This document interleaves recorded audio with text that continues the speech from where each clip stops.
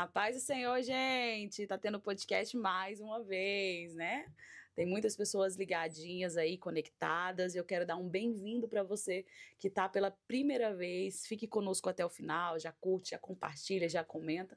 Fazendo assim, você ajuda a gente a alcançar mais pessoas. E eu vou deixar para vocês aí agora, né, uma abertura do que é o culto na roça. Nós somos um culto que acontece na zona rural e esse aqui é o podcast do projeto. Olha só como que é a caminhada para chegar até aqui.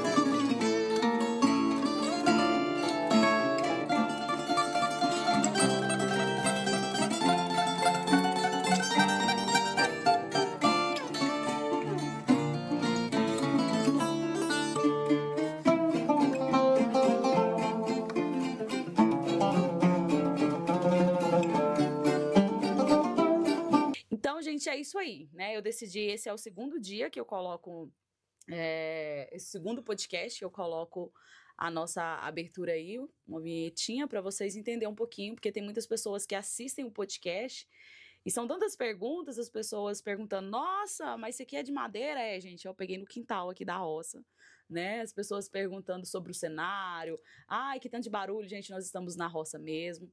O Culto na Roça, ele é um projeto missionário, uma ação social, já tem 8 anos, né? Tem mais de 8 anos esse projeto. A gente faz cultos, faz trabalhos sociais e agora, né, nós temos aí o podcast do projeto, que tem sido uma benção. Daqui uns dias, hoje eu não organizei, mas eu vou estar lendo os comentários aí que vocês deixam, tá? Para mim, eu sempre tô acompanhando os comentários, vou trazer os comentários aqui e vou ler alguns comentários que vocês deixam aí, tá? Tem muitas pessoas dizendo que amam o podcast. Tem muito hate também, tá, gente? Tem muita crítica aí, mas é pra gente crescer e aprender. E bora lá para o podcast de hoje. Hoje eu tô com uma convidada aqui que ela não vai ganhar suco, não vai ganhar café, ela não vai ganhar lanche, ela não vai ganhar almoço, não vai ganhar nada hoje, que nem mimo, porque a gente costuma fazer tudo isso, mas hoje ela não vai ganhar nada. Porque ela já é de casa, né? Acho que não sou eu que estou recebendo ela, é ela que está me recebendo. Hoje, quem vai. Vocês assistiriam até o final o podcast, uma entrevista com a minha mãe? Porque hoje é com ela, hoje ela vai contar a história dela. O Culto na Roça tem 8 anos, a gente começou a gravar tem uns 5, 7 anos, e desde o começo ela quer contar o testemunho dela, né? Os humilhados serão exaltados, chegou o dia. É uma história muito forte, muito impactante. Eu, na verdade, nunca quis gravar, porque eu não sei, lá nas séries que a gente assiste, não sei se também no profissional é isso, o povo fala assim que o médico não pode atender o paciente se ele for família, né? Então, aqui também eu não queria gravar a entrevistada ser a filha. Tá aqui a minha mãe, não sou adotada, tá? Ela é a minha mãe. Não. Não? Não, foi na caixinha de lixo. Ah, é. Eu cresci com essa história. Na caixinha de lixo. Ô, lixo precioso. Seja bem-vinda. Obrigada, gente. Vou ser sincera, estou nervosa. Acredita numa coisa dessa? Eu já tô agoniada com você aqui na mesa, ó. Eu tô tentando falar e concentrada no dedinho dela aqui, ó. Eu estou super nervosa, engraçado, né? Gravo live, faço orações e falo mais do que tudo e estou super nervosa, mas eu tinha vontade, né, de contar a minha história, né, nesse podcast, né? E a Esté, aí que chegou um ponto, eu falei, não, Esté, arruma alguém para me entrevistar, porque eu quero falar, né? Realmente a história é muito forte e eu não vou dizer que para mim que é um prazer estar aqui, gente. Eu estou muito nervosa. Ela falou que não é que não é um prazer sim, é porque. Eu estou nervosa demais. Ela estava perguntando se gente, como é que fala? Finge costume. É um prazer, tudo bem? Isso aqui com você, obrigada a vocês. Ou se ela agia naturalmente. Como que fala? Eu já fui entrevistada também num podcast, né, com o pastor Hélio Júnior. Não fiquei tão nervosa como eu estou Você contou aqui. sua história lá? Contei, não, pincelada, Ah. né? Deu uma pinceladinha lá, não foi tão forte. Hoje ele não tá mais com podcast, né? Não, parece que não.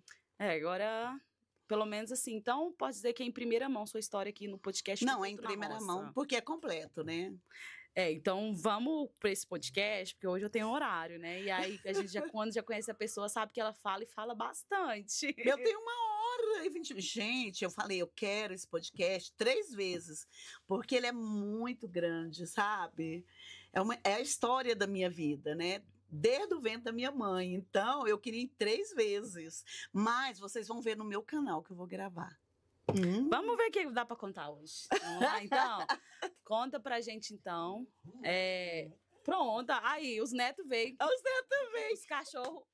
Oh, meu Não, Deus do céu. deixa a avó aqui. Vai. Entendeu, viu? Ó, vamos falar pra quem não tá em casa, que não te conhece ainda, embora ela é bem polêmica nos vídeos dela, ela é a dona Nadir genérico, sabe a pastora Nadir? Ela é a pastora Nadir genérico, os vídeos dela do Instagram, do TikTok, as pregações dela é tudo João Batista, né? Então, assim, tem gente que já acompanha, já sabe. Mas para quem não conhece, conta um pouquinho quem é você, né? Onde que você mora, onde que você nasceu, sua família, tudo. Bem, hoje eu sou formada, né, graduada, pós-graduada, sou pedagoga. Foi assim uma área que Deus me trouxe para Jesus mesmo, né? Para mim fazer a obra do Senhor. Essa pedagogia hoje ela abriu minha mente para que eu possa trabalhar com pessoas. Eu trabalho, né, como orientadora, conselheira, mas eu vim de eu não sei como eu estou aqui, gente, é um milagre. Porque a minha mãe, ela foi entregue para o meu pai, que eu não conheci. Gente, é tão estranho falar olhando para minha filha, meu Deus. Então olha para a câmera, pode olhar. Meu Deus, eu fico contando minha filha. Já tô nervosa, eu fico olhando ela. Por isso que eu falei que eu não poderia gravar, eu sendo a entrevistadora. Mas assim, pode olhar para a câmera. Pode. Porque eu olho para ela assim, aí eu fico. Porque quando assim, é um convidado, nós conversa pessoal, ela vai me contando a história. Olhando pode contar, olhos. Olha nos olhos de quem tá ali, ó. Isso, vou olhar para vocês, gente, que aí eu fico vergonha, você pensa. Mas então o que acontece? A minha mãe foi entregue para o meu pai, ela tinha 12 anos, e o meu pai, 36 anos, né? E quando minha mãe teve o primeiro filho, meu irmão hoje 60 e poucos anos, ela tinha 14 anos. Oi, Esther. Não, baixa a cabeça aí, não. Aí tá bom. Aí o que aconteceu? Ai, gente, presta um cesto no meu olho. Minha mãe teve 3 meninos homem, a última uma filha mulher. Aí o que aconteceu? Tô nervosa, gente. Aí o que aconteceu? Minha mãe fugiu e deixou os filhos. E foi morar com meu tio. Naquela época, mulher solteira era muito difícil. E ela tinha um ódio terrível do meu pai de sangue. E aí, com 2 meses, ela descobriu que estava grávida. E agora? Será o que aconteceu que aquele bebê no ventre? Tudo que se dizia abortivo, minha mãe tomou para me abortar. Tudo que se dizia que era abortivo. E como que eu fiquei sabendo disso? Com 7 anos depois, ela me batia, ela me espancava. E ela dizia, essa desgraça não morreu. Bebi tudo que eu podia para matar essa desgraça não morreu. E depois, com o passar dos anos, já casada, ela foi me contando a história. Bem, aí nasci, meu pai, que era agora padrasto, que eu já tinha 2 meses e casou com a minha mãe, eu fui assim com o tempo, assimilando, ajuntando as coisas, as falas, né, as conversas. Ele tomou um ódio de mim muito profundo. E ele disse que se minha mãe engravidasse uma filha mulher, ele mataria. Né? Então, creio eu, porque ele tinha ódio de mim. Então, essa fase eu passei só de sofrimento. Aí, quando nasceu o primeiro homem dele, E o primeiro homem dele morreu com 3 anos de idade. Nós viemos, eu já tinha uns 5 anos, nós viemos morar em Goiânia. Por causa disso, minha mãe ficou alcoólatra, meu pai também ficou alcoólatra. E quando eles vieram morar em Goiânia, eles ganharam um porão para morar. Isso vocês eram do interior de Goiás, né? Nós éramos de Paletó. Paletó, antigamente, hoje Vicentinópolis, né? Uma cidadezinha.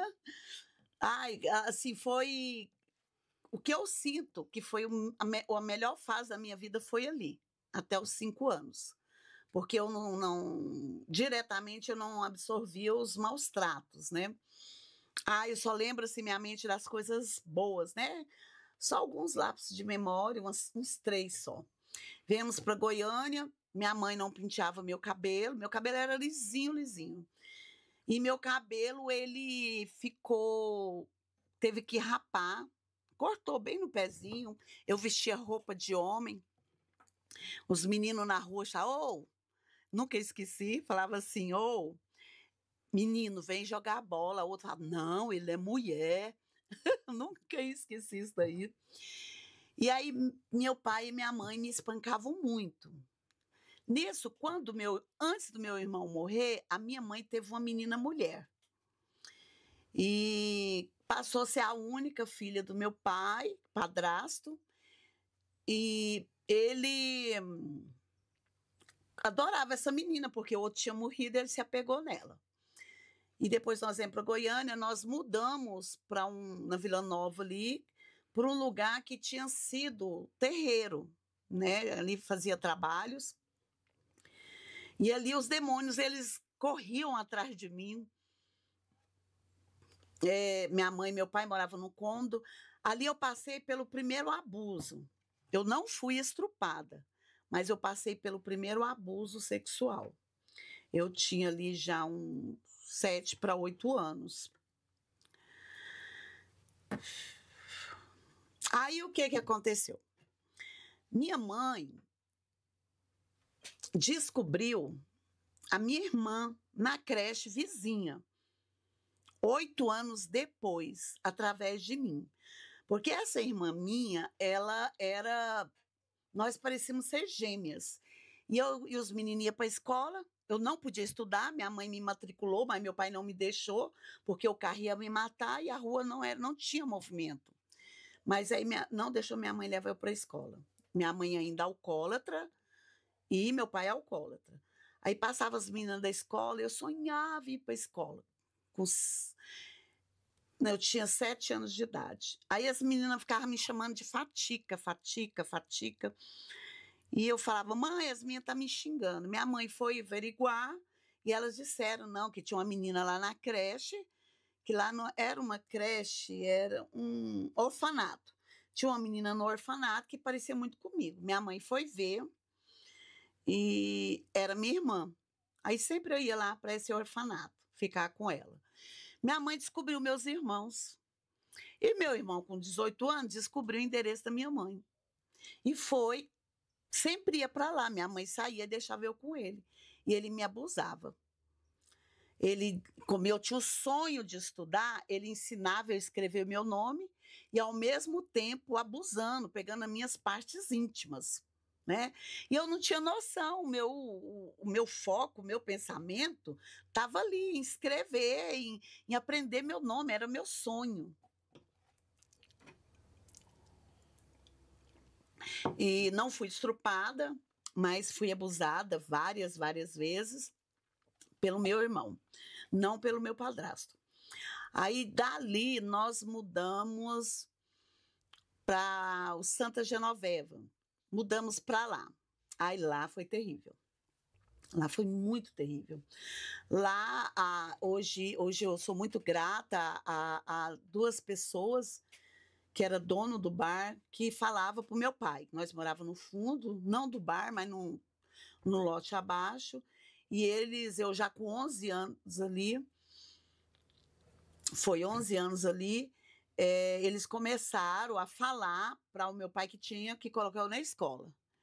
E até que meu pai colocou na escola. Lá era cachaça, lá era bebida. Eles bebiam muito, brigavam muito, quebravam as coisas de casa, tudo.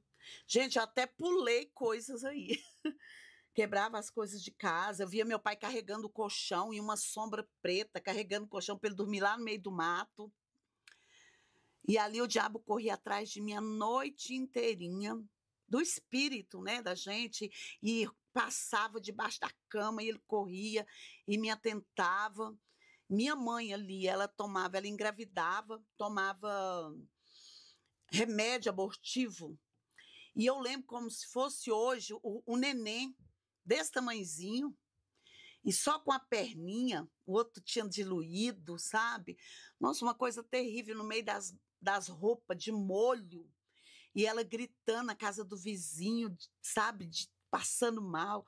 Gente, eu tive uma infância terrível, terrível. Tem um intervalozinho, aquela propagandazinha, tchu, tchu, tchu, tchu. O que você quer fazer no intervalo aqui? Respirar! Gente, antes dos 11 anos, quando eu tinha 7, meu pai mudou para Jardim Guanabara. No Jardim Guanabara. Gente, acho que esse é um podcast diferente, porque meu pai. Aí o que acontece? Meu pai mudou para o Jardim Guanabara. Aí lá, eu já fiz 9 anos lá. Lá era barracão, hoje não, hoje é casas, né? Lá era barracão e tinha vizinho de cá e o dono do lote. Meu pai e minha mãe brigavam, aí já era 2 meninas. Meu pai e minha mãe brigavam, quebrava tudo. E eu tinha 9 anos. 2 cômodos. Minha mãe gostava de um vidrão de pimenta com óleo, assim. E a água nossa era numa lata que a gente pegava para tomar. Tá bom.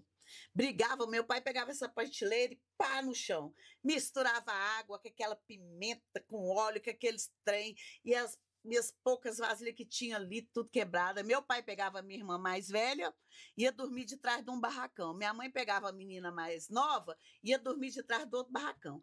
E eu pensava com 9 anos, eu vou arrumar isso aqui tudinho, né? Porque era giral. Pegava as vasilhas sujas, colocava no giral, para amanhã cedo ninguém ver que teve briga aqui.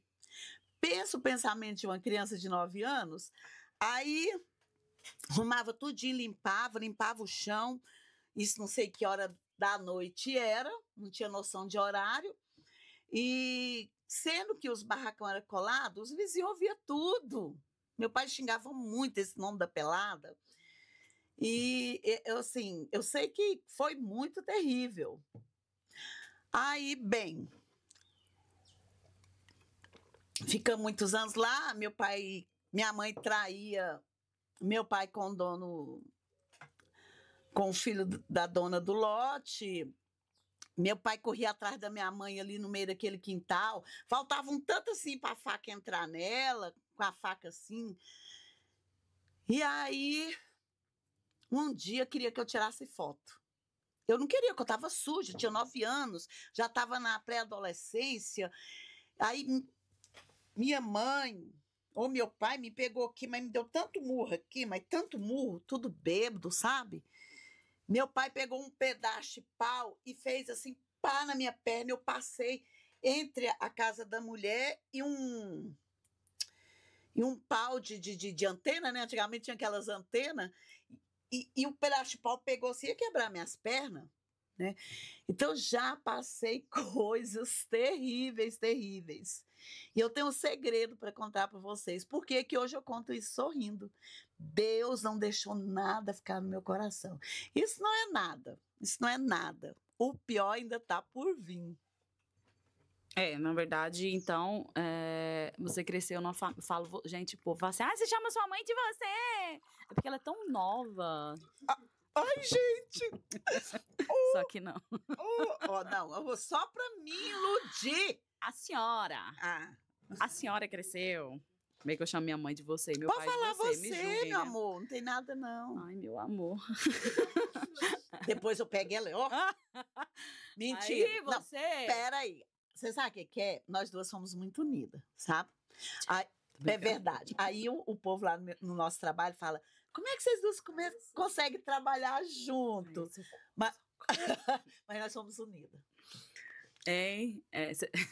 Perdeu até o rumo. Mentir não, gente. Não, porque assim, eu ouvi minha tia-avó contando algumas histórias da infância, né, da família, e eu lembro dela falar assim que as brigas eram tanto que a polícia chegava, levava os adultos e as crianças ficavam tudo em casa. E eu falei, nossa, tia. Esse é terrível. Ia todo mundo pra cadeia. A polícia parava direto lá. Um camburão bem grandão, jogava tia, jogava minha mãe, jogava meu pai, que é o padrasto, jogava meu tio, tudo bêbado. Então, quem já cresceu num lar de alcoólatras deve ter uma noção aí do que é isso. Terrível. Então, continua aí dos 9 anos pra frente, é? É, gente, aí tá bom. Dos 9 anos, eu não sei quantos... Não, minha irmã, com 3 anos de idade, tomou uma garrafa de pinga sozinha. Ficou bêbada, bêbada, bêbada. Então, bom, nos 9 anos, gente, eu tive um encontro com Jesus. Mas eu não tinha noção que era um encontro, porque a gente morava em cima, de lá nós passamos para baixo, para 2 cômodos de novo, só que era à frente de um bar. Ali a minha mãe bebia, socava, vidro branco, bem socadinho, punha na pinga para morrer e bebia aquilo ali. Aí ela falava assim, eu já tinha meus 9 anos para os 10 anos. Dizia que queria morrer e soube que a pinga com o vidro branco ia matar ela. Quando Deus determina que a pessoa vai ser salva, gente, não tem jeito. Você pode fazer de tudo para morrer. Mas quando Deus tem plano de salvação, não tem demônio que toca. Demônio pode escravizar a carne, mas a alma é do Senhor. E ali, umas coleguinhas me chamou para ir para a igreja. Eu fui. E nesse dia, nessa noite, era circo de oração e uma véia arada chorando. E eu ficava só olhando, por que essas velhas ficam chorando? Hoje ela é a véia chorona. Hoje eu fiquei chorando, meu Deus. Jesus falou, eu vou te pegar. E essa véia arada chorando. E essas minhas levou eu lá para frente, eu aceitei Jesus, não sei nem o que estava acontecendo. Só sei que eu saí de lá ridicularizada. Mãe, misericórdia. Eu não me lembro se foi antes ou depois. Deus me mostrou a minha salvação. Eu tive um sonho que eu andava, não tinha nem noção de nada. Eu andava numa plantação de mamona. E ela estava no ponto de colher e ela estava com as galhas quebradas. Estava um empecilho muito difícil para mim passar por elas. Era muito que elas estavam enlinhadas assim, e eu passava com muita luta. Quando eu chegava do outro lado, tinha uma mão com a veste branca, e eu passava para dentro de um jardim. E esse jardim era só grama verdinha, e essa mão me segurava. Eu não via nada, só via essa mão me segurando. E acordei. E ali Deus mostrou a minha salvação, com 9 anos de idade. Aí pegamos, fomos para... Nós fomos... Dali, nós mudamos... Eu não lembro, minha mente apagou, eu não sei que foi... Quando nós voltamos para o Santa Genoveva, nós estávamos no Guanabara, descemos Santa Genoveva. Eu não me recordo bem para onde que nós moramos, ali minha mente começou a apagar. Eu creio porque da adolescência, eu já fui para... da pré-adolescência, eu fui para a adolescência. Aí a minha mente, ela começou a apagar dali, eu não recordo muitas coisas, ali eu recordo alguns focos, né? Foi quando, com 11 anos, minha mãe colocou na escola. Nessa época, né, como desde o ventre, o diabo já tinha muito ódio de mim. Ali eu apanhava muito na escola, sabe? Foi quando a minha mãe fez esse aborto. Depois dali nós mudamos para perto do aeroporto ainda, Santa Genoveva. E ali eu lembro que minha mãe já estava grávida e ali a minha vida foi um pouco melhor. Porque acho que o vizinho gostava muito do meu pai quase não bebia, mas eu lembro que era muita pobreza. Nessa época a gente já estava um pouco melhor, porque a gente comia ovo. Eu amo ovo, tem gente, a minha irmã detesta ovo, porque comeu ovo demais. Eu amo ovo. E ali era, nossa mistura era ovo. Nós não tínhamos nada. Meu pai arrumou uma namorada e eu não sabia, meu pai pegava As 3 filhas mulher, minha mãe colocava umas roupas que parece que tinha vestido no... Saiu da boca da garrafa, que a gente costuma dizer, né? E vestia nós, meu pai levava nós para passear na casa dessa mulher. Né? Hoje, que eu acho assim, que era namorada dele. E também, assim, foi uma época assim, que meu pai levava nós para o Mutirama, né? E nós moramos ali perto do Mutirama com 7 anos também, meu pai levava muito. Alguns momentos bons no meio de tanta desgraça, né? Aí, com 12 anos, eu já comecei a estudar acho que foi com 11, com 12 eu estava no 2º ano, ali foi começando a minha vida a mudar. Dali, meu pai ia mudar para o Novo Mundo, tudo isso em Goiânia, gente. Eu tô falando o nome dos bairros, tem gente que vai ver isso, Não, né? igual você falou Mutirama. Quem sabe o que é Mutirama? Mutirama é um parque de diversão. É um parque de diversão. Então, se eu tô Deve ser falando esses nomes, na antigo. realidade, vocês não sabem o que é isso, ainda mais que vai para outros estados. Então, Mutirama é um parque de diversão, que é a única lembrança boa que eu tinha. Deve ter uns 100 anos, né? Porque eu também fui lá quando era criança. Gente, esse parque de diversão tem uns 100 anos. Porque foi meus netos, né? Até meus netos já foram, meus filhos. Então, aí, com 12 anos, meu pai vai me tirar da escola. E agora? Era meu sonho estudar. Estava no 2º ano. E no final, ele esperou terminar o ano para a gente ir para o Novo Mundo. Quando chega no Novo Mundo, ele fala, você não vai estudar mais. E agora? Eu apanhava com fio de ferro. Minha mãe já bebia menos, né? Já bebia menos. Já ia ganhar o 3º filho, que era um homem, que ela sonhava que esse menino homem. E aí eu passei a apanhar de fio de ferro. Doía muito, gente, eu sinto a dor até hoje. Doía, viu? Meu pai. Eu passei a apanhar de fio de ferro. E eu com 12 anos falei, não. 12 já para 13 anos, falei, não. Nisso, quando a gente ia mudar a Santa Genoveva, a minha diretora falou pro meu pai, deixa sua filha ficar comigo para ela continuar a escola. Meu pai não deixou. Aí eu fui pedir, lá falei ao pai, ou o senhor me leva para morar com a dona Yolanda, ou eu vou fugir de casa. Aí ele me levou, fiquei morando 1 ano com ela, depois fui morar com a filha dela. Gente, depois que eu falei, eu não vou ficar mais aqui, que eu creio que foi quando foi o meu processo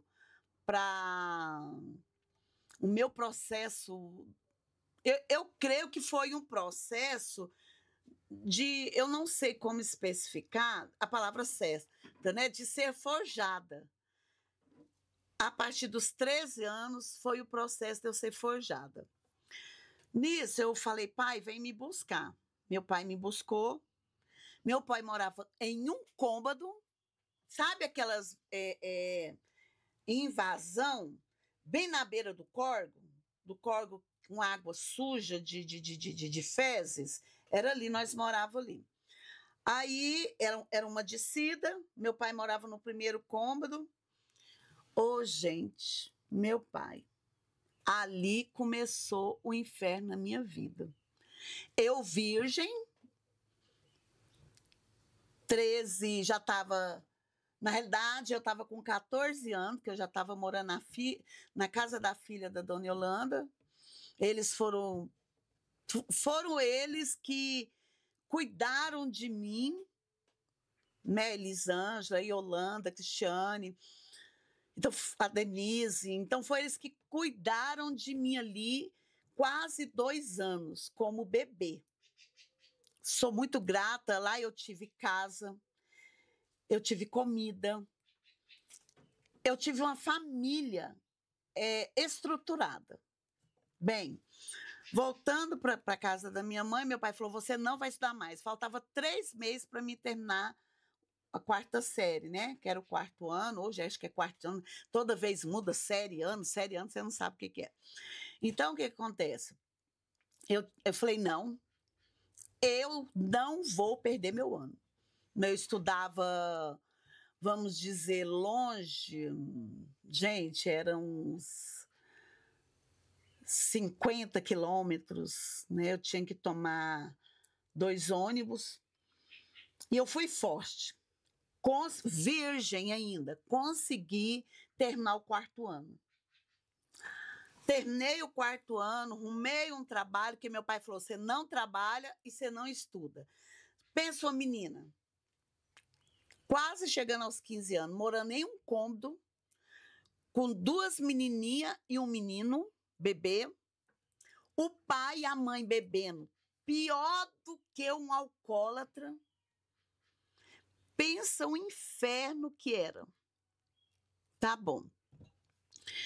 Fui e comecei a trabalhar.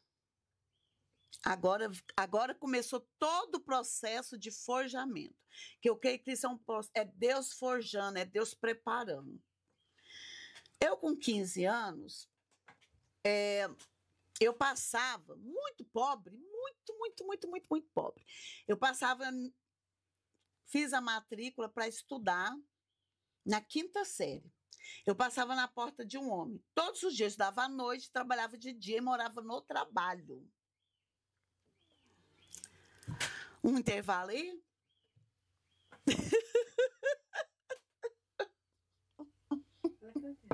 Vamos ao intervalo. Vamos falar da nossa construção do culto na roça. Ei! Não volta, senão o povo pede fogo. Aí tá bom. O que acontece? Eu passava na porta de um homem que era gerente de uma loja. Eu, virgem, inocente, porque as meninas diante de 15 anos, gente, pensa tanto que é inocente, é igual uma criança. As de hoje é assim, sabe de tudo, detalhes. Eu era criança, eu só queria estudar, meu sonho era estudar. E eu passava na porta de um homem, esse homem sentava no alpendre, que antigamente era alpendre, não era área, era bem pequenininho. E lá ele segurava o sapato, falava, oi, vem cá, vem cá. Eu creio que esse homem tinha uns 40 e poucos anos, vem cá, olha aqui, olha que sapato lindo. Vem cá, eu vou te dar. Eu olhava, 15 anos, né? Nunca ninguém me orientou, né? Minha mãe sempre bebia. E aí, acho que eu já tinha ano trabalhando no meu trabalho, e aí me mostrava, cada sapato lindo, me mostrava aquelas caixas de sapato dentro da casa dele. Ai, que sonho em ganhar um.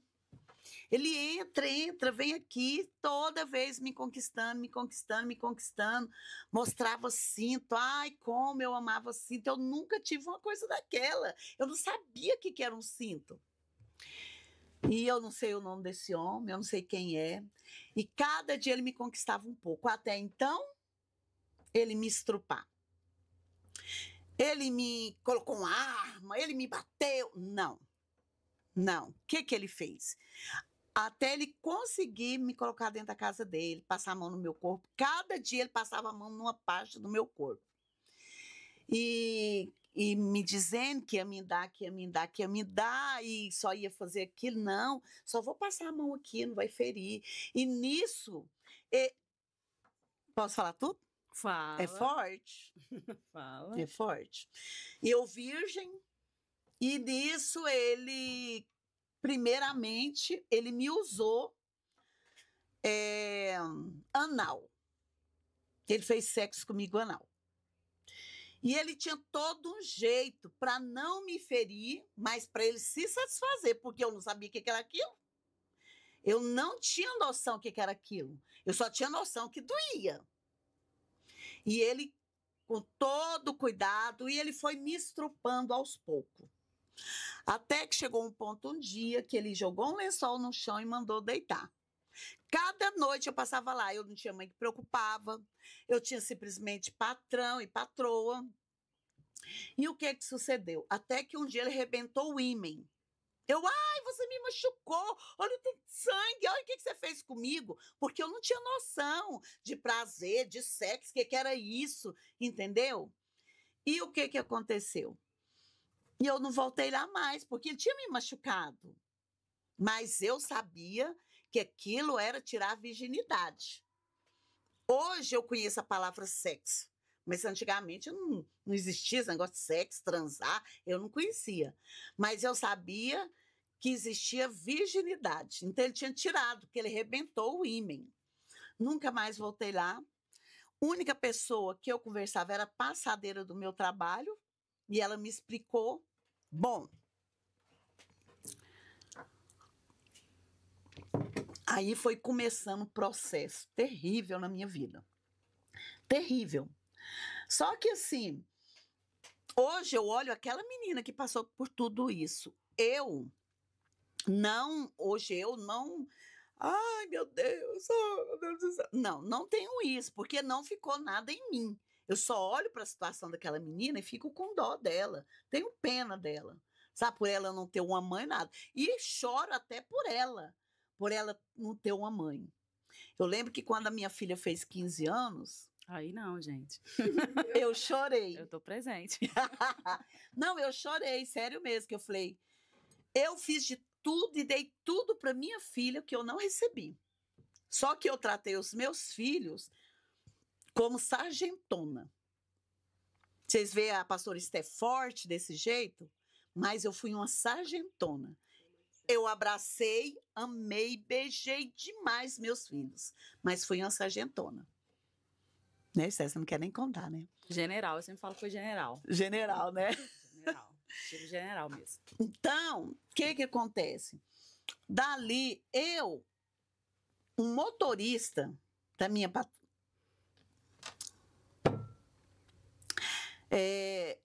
eu fico com medo de atropelar ou pular, né, fases.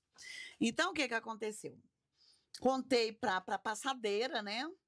Fiquei muito triste com aquela situação. Mas a pessoa não chegou a ter relação sexual, só quebrou o ímen.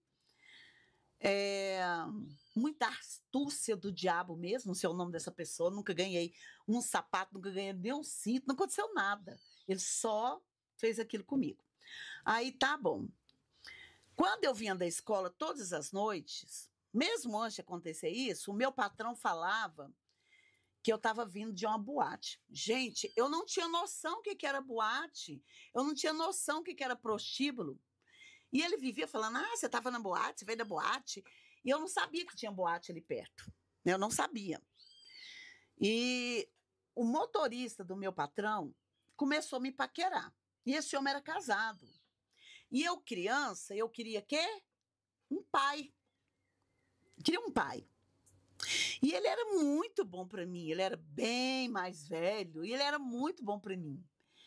E ele nunca tocou em mim. Ele sempre ficava lá comigo conversando, ia para casa da minha patroa viajava, ficava lá, mas nunca tocou em mim, sempre me respeitou. E às vezes eu encontrava com ele no bar, mas ele nunca tocou em mim, sempre me respeitou. E mesmo quando eu fui estrupada, ele não contei para ele, porque aquilo para mim foi terrível, né? Aquilo ali já se tornou uma marca na minha vida. Mas um dia ele falou assim para mim, nós estávamos lá, ele falou assim, nossa, e se fulano chegar, que era o patrão nosso, né? Eu vou esconder debaixo da sua cama. Mas aquilo para mim foi o fim, porque eu já estava com trauma do que me aconteceu. Aí daquela vez eu não quis ver ele mais. Nunca. Nunca beijou na minha boca, nunca fez nada. Aí eu não quis ver mais aquele homem de jeito nenhum, porque eu já estava com trauma. Falei, ele quer fazer mal para mim. Aí eu cortei, não quis ver ele mais. E morando no trabalho, porque eu estava teimando com meu pai, que ele disse que não era para trabalhar, e esse pessoal era patrão do meu pai também. E aí não sei como que foi parar no ouvido do meu pai, que eu estava namorando esse cara. Né? Só que eu não era um namorar, porque ele não me tocava. E aí meu pai falou para minha mãe, aí os dois combinaram de pôr eu para morar na rua. Aí meu pai e minha mãe pegou e falou, não, você vai embora, você não vai ficar aqui. Aí meu pai também falou, você não vai ficar aqui, que você vai colocar minhas filhas a perder. Ele tinha 2 meninas e um menino. Você vai colocar meus filhos a perder. Então você pode ir embora daqui. Eu fui embora para o meu trabalho, que eu já dormia lá. De lá eu não lembro o que aconteceu. Eu só sei que de lá eu fui morar na casa de umas meninas, que era mãe solteira, lá eu trabalhava para elas. E de lá, eu também não sei o que aconteceu. Porque eu lembro que eu estava na rua já, morando na rua. E tem uma música que depois de 12 anos que o Senhor me libertou, depois de Só. 12 anos... Foi não, só canta. Não, eu só vou cantar. Depois de 12 anos que o Senhor me libertou, essa música foi feita para mim, da Raíssa Ravel. E ela não me conhecia. E ela veio aqui no Culto da Roça e eu tive esse privilégio de falar para ela que ela fez essa música para mim sem me conhecer. E quando os meus pais colocaram eu para a rua, eu fui abordada, que eu ficava ali mais ou menos no centro de Goiânia, andando na rua à noite. E eu tive umas meninas que era vizinha do meu pai, da minha mãe, me acolheram. Para morar na casa delas, não. Me acolheram para me ensinar a fazer programa. Elas iam para os quartos e levavam eu junto com os homens. E elas me davam detalhes de como fazer com o homem. E eu fui me profissionalizando, né? Só que antes delas me levarem, antes disso acontecer, eu nunca tinha tido relação sexual. Eu fui só estrupada, né? Só arrebentou meu ímã, mas só isso. E eu na rua, um cara parou com o carro e... Tá ao vivo? Não. Não? Ah. Aí o cara parou com o carro. Vai ser reprisado. Quem estiver assistindo vai ser como se estivesse ao vivo, mas não é. Ah, tá bom. Então, vai passar ao vivo, né? As pessoas podem comentar na hora e a gente pode responder. Aí o que acontece? O cara, eu lá debaixo do viaduto de Goiânia, saída para São Paulo e Anápolis, Brasília. E aí um cara parou com o carro e pediu para mim entrar no carro de boa. Eu fui e entrei. E ele me levou para um motel. Ele passou a noite inteira tentando ter relação comigo, não sei quem é. De manhãzinha, depois que eu estava bem relaxada, que ele conseguiu. Foi a primeira relação sexual. Aí o diabo selou o propósito dele na minha vida. Aí, o que aconteceu? Essa música, ela fala direitinho, ela conta a minha história direitinho. Tá seu celular aqui. Pode falar, pode continuar. Pode. Aí ela passa... Não, é foto. Ela contou a minha história direitinho. Que é a menina da esquina, né? Da Raíssa Ravel. A menina da esquina da Raíssa Ravel. Sabe? Então, assim, foi muito forte, porque ela detalhou. Porque a partir dessa época, essas meninas me levavam para o motel. Eu ficava com elas. E só que os caras não faziam nada comigo. Ela só me ensinava como trabalhar no corpo de um homem para mim ganhar o meu dinheiro. E aí, eu não sei se elas me levaram, sei que eu passei a morar, eu vou dizer morar, em um boteco, que era numa esquina. Tanto que a música fala assim, a menina da esquina... Entendeu? Então, mini saia. Desse jeito. Você não quer deixar eu cantar porque a minha voz é linda? Tava vendo se eu dava conta, mas eu não sei direito, não. Não, eu também não dou conta, não. A menina da esquina que veste mini saia, que debocha do destino e todos ela vai. É só isso que eu não fazia. Porque eu era muito inocente. Que vende fantasias, vende o corpo por migalhas. Pensa uma menina que faz programa no boteco. Ela vende o corpo por migalhas. Uma menina de 15 anos. Aí, quando eu começo desse processo, aí a minha voz já embarga. Porque pensa uma menina de 15 anos. Quando eu falo disso, eu vejo essa menina ali de 15 anos.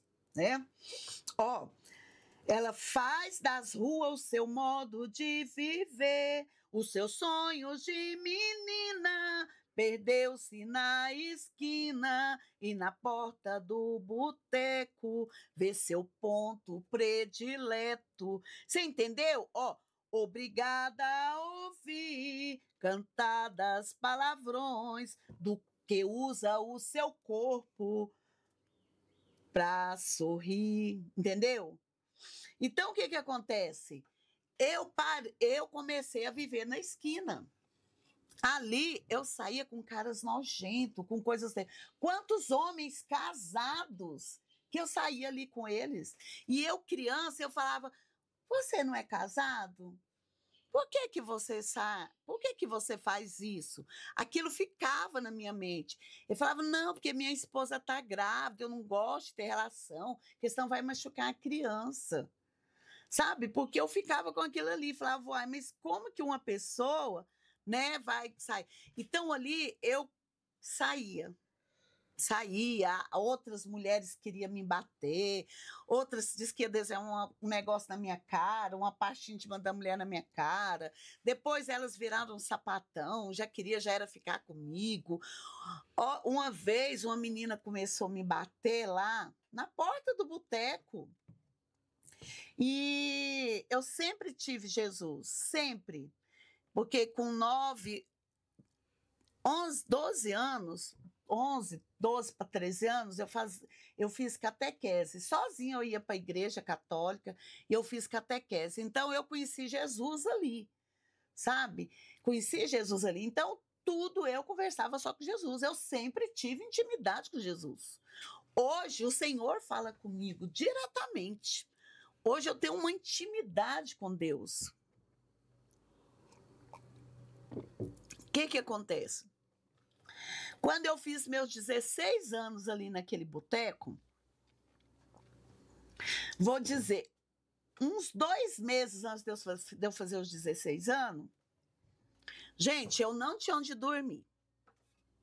Eu não sabia. Minha mente foi apagando. Eu não sei onde que eu dormia. Com 15 anos de idade. Eu lembro que o meu pai padrasto, ele lá no boteco, ele passava num boteco no outro bairro e deixava um refrigerantezinho assim, que era de vidro na época, que era a pitula de hoje, né? E um salgado pago. Era a única comida que eu via no dia. E eu não lembro onde que eu dormia, eu não sei de nada. Minha mente apagou. 15 anos. E eu peguei doença. E eu estava babando minha parte íntima, babando. E aquilo doía. E eu falei pro meu pai, que eu só via meu pai, minha mãe não queria me ver, e eu não fiz nada, hein? Aí, minha mãe falava assim para mim que eu lembro que minha mãe tinha um pé de um remédio lá que ela vivia bebendo. E eu falava: pai, fala para minha mãe fazer um remédio para mim, porque eu tô com gonorreia. Aí ele voltava e falava: sua mãe diz que quer que você morra. E eu não ia lá e ficou aquele trem pingando. Aí eu já não saía mais, porque se pegasse homem, porque os meus tios saíam muito com mulher e eu via meus tios falando para minha mãe, eu ficava escutando. Esse negócio de mulher passar doença, que se eles pegassem ia matar. Aí eu falei: nossa, então agora eu tô com doença, eu passei para homem, ele vai me matar.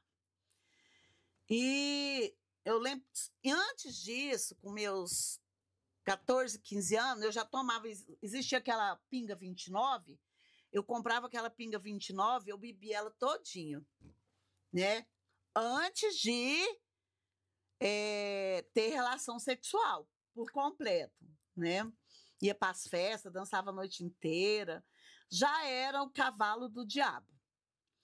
Aí, um dia, eu desci do ônibus e um certo homem, ele tinha quase 70 anos, ou 75 anos, eu ia muito para ficar com ele lá na empresa dele.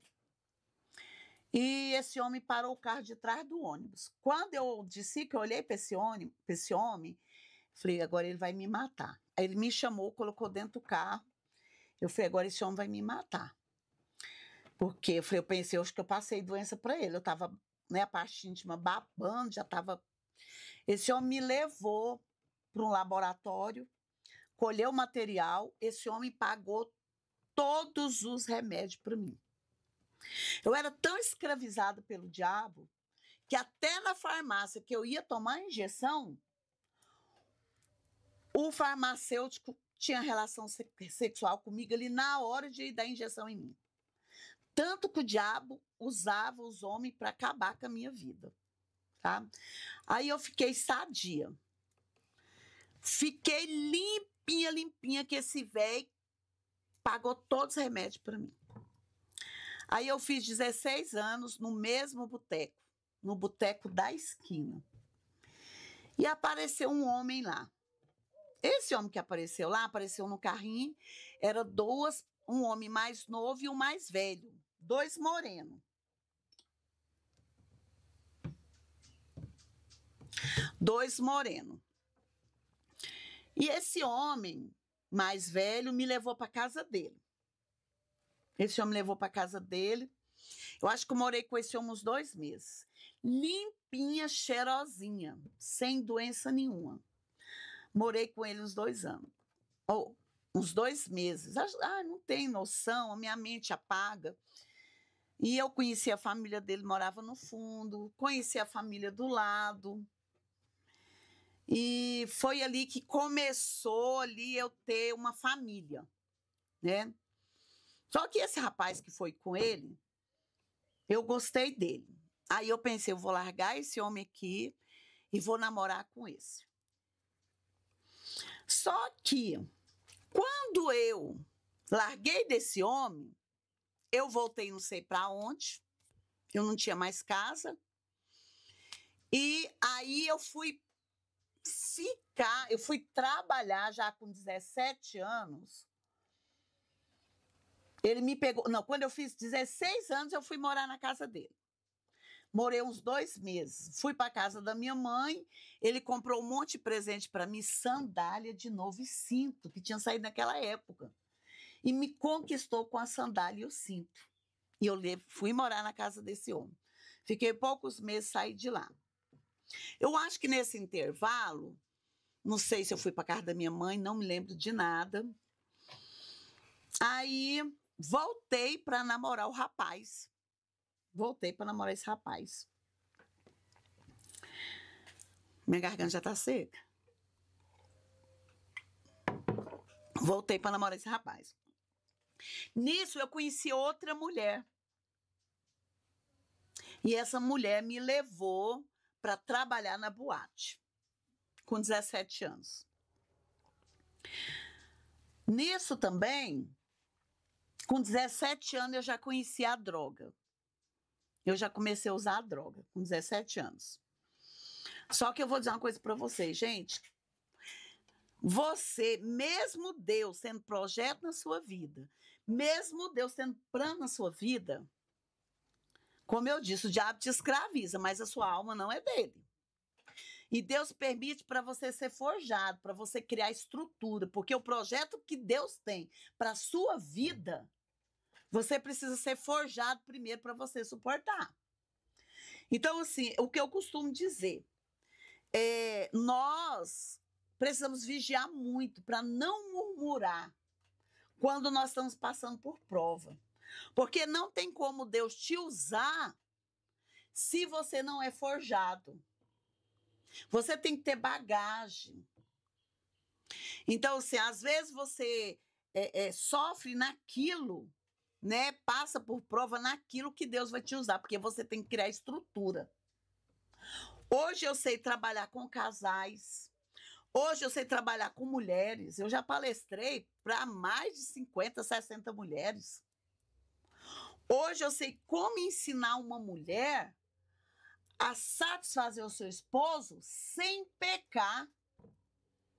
Porque hoje a sodomia vai te levar para o inferno. Ah, mas eu quero agradar meu esposo. Eu tenho que ser submissa ao meu esposo. Então, hoje eu sei como trazer uma palestra segura, entendeu? Estruturada. Sei como ensinar uma família como viver, porque eu fui forjada. Então, por isso que a palavra do Senhor diz assim, ó, que nós Precisamos glorificar e exaltar o Senhor nas suas lutas. Em tudo dai graças ao Senhor, porque só o Senhor sabe o que nós precisamos, de que nós precisamos para ser usado por Ele. Não é, dona Esté? É. Quando é outra pessoa, ela pergunta, ela não quer perguntar. Não, na verdade, é até engraçado, porque o povo, quando eu pergunto, para demais, nossa, mas ela não deixa a pessoa falar.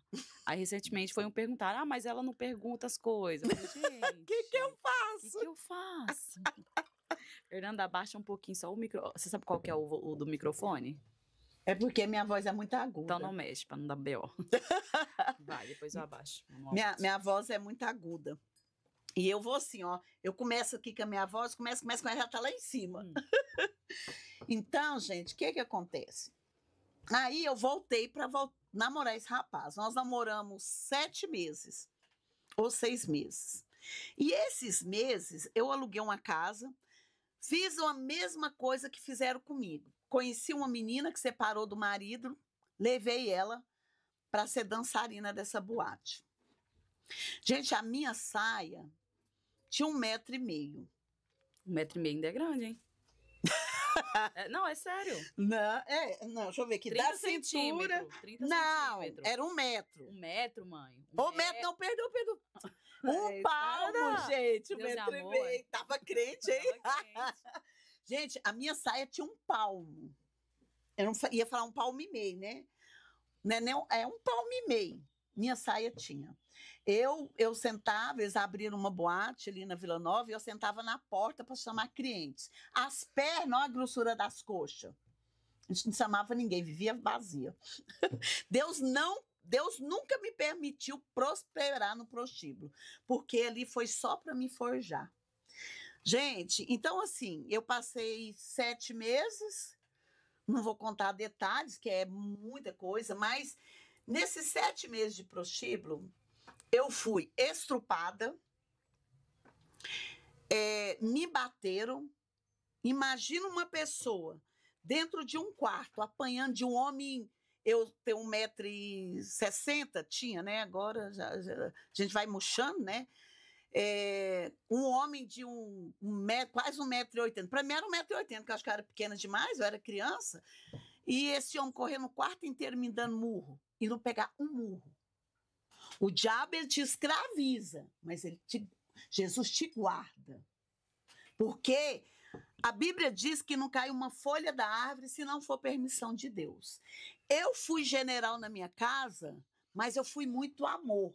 Mas se eu não tivesse sido forjado, talvez eu seria uma descontrolada como a minha família foi. Porque a minha família não me deu essa estrutura. A minha família só me deu mau exemplo. Tanto que, quando foi perto do Senhor me resgatar, eu virei alcoólatra. Esse copo de 200 ml de cachaça era água para mim. Eu bebia caixas e caixas de cerveja, assim, ia fazendo assim, e não ficava bêbada. Então, o que acontece? Deus permite para você ser forjado, mas Deus ele te guarda. Ele está o tempo todo te guardando. Aí, nessa época também, veio uns caras de São Paulo, levou eu e uma amiga minha para um matagal, que eu só ouvia o cachorro latir, e do jeito que eles tiravam do ânus, colocava na boca. Do jeito que colocava na boca, colocava no ânus. E usando droga. Eles não mataram nós ou nos deixaram ali porque Deus não permitiu. Então, eu passei coisas terríveis. Eu não sabia mais onde morava a mãe. Eu não sabia onde morava pai. Eu não sabia onde que andava a família minha. Porque agora eu andava na rua. Morava na rua. Eu não sabia o que era comer. Mas, o que eu fiz? Que eu recordo. Eu arrumei um trabalho. Trabalhava de noite e de dia eu arrumei um trabalho para me ter onde eu comer. Eu acho que eu consegui ficar lá 1 mês. Aí, trabalhava num apartamento, fazia almoço. Minha patroa também em casa, cuidava de tudo. 17 anos. Lá, eu já tinha lápis de memória. Eu já não lembrava das coisas, eu esquecia. Com 17 anos, por tanto sofrimento. Aí lá, eu ia para o banheiro, terminava o almoço, eles iam almoçar para levar as crianças na escola, e eu ia para o banheiro. Aí eu deitava no chão e dormia. Minha patroa, Regina. E eu, não, é porque eu tô com dor de barriga. Eu não sei nem quanto tempo que eu dormia, que eu apagava. Aí, um dia ela me deu um dinheiro, eu coloquei no avental, nunca mais lembrei desse dinheiro. Aí ela me levou para o médico. Deus sempre usou as pessoas para cuidar de mim. Tá na prova? Tá passando luta? Às vezes você olha assim, Deus não é mais comigo? Deus não existe? Ele está nos carregando quando nós estamos dessa forma. E eu tinha noção de Jesus, eu conversava com Jesus, mas eu não tinha noção o que era servir Jesus. Com 15 anos, eu aprendi a ler o Novo Testamento. 15 anos. Eu frequentava uma igreja, nunca deixei de ir numa igreja evangélica. Com 15 anos, eu fui na Batista, eu ia muito nela, porque minha tia trabalhava para o pastor de lá, e me levava. E eu aprendi a ler o Novo Testamento, eu li todo o Novo Testamento ali. Só que ainda não era o momento do Senhor. Eu tinha que ser forjada. Aí, o que aconteceu? Peguei,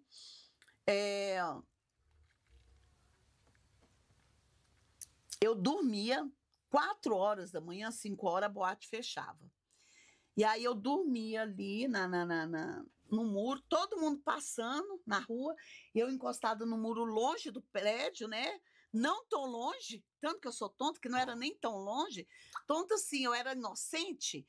Eu encostava e dormia ali, encostada na parede.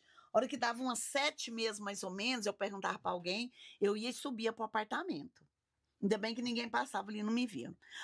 Aí eu não conseguia ficar lá. Aí eu dormia, o que eu fazia? Eu batia ficava na praça ali, dormia na praça.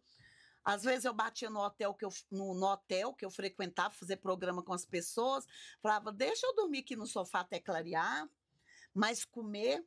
E outra coisa, gente, não fazia nem por fumo. Deus nunca deixou prosperar, porque eu não era completa. Tinha uma mulher lá que era completa, todo mundo queria só ela. Eu não era completa, então eu não fazia nem por fumo.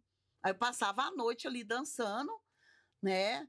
E eu tinha que dar lucro para boate, eu bebia martini e influenciava os caras que estavam comigo beber, né? Que o lucro era para boate.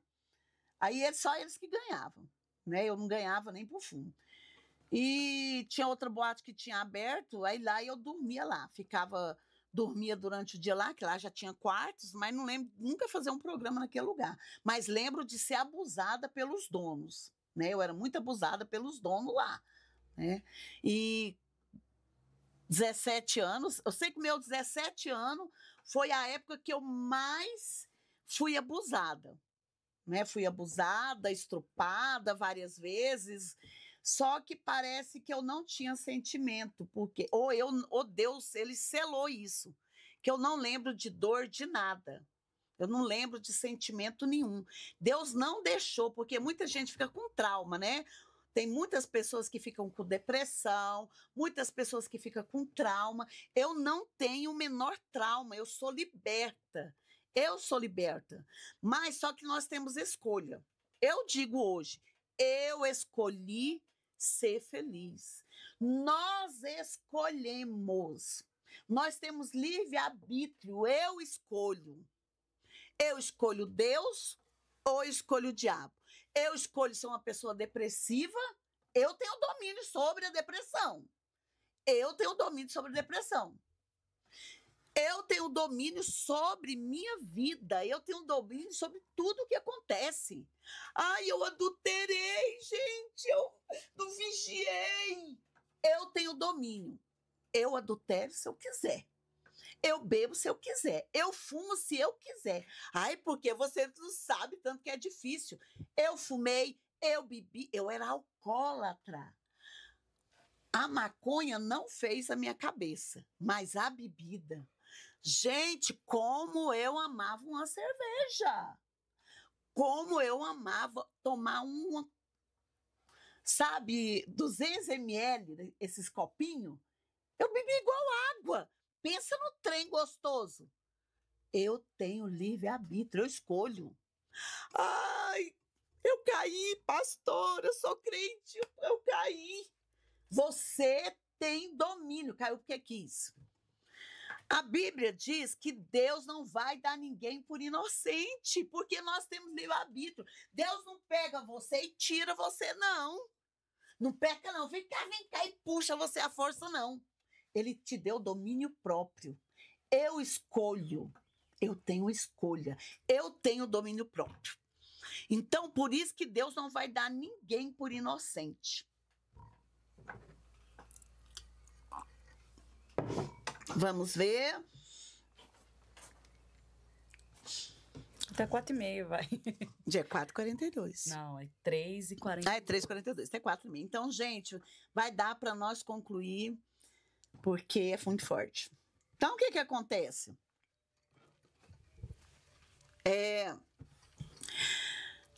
Passei esse processo, eu morei 5 anos na rua. Morei 5 anos.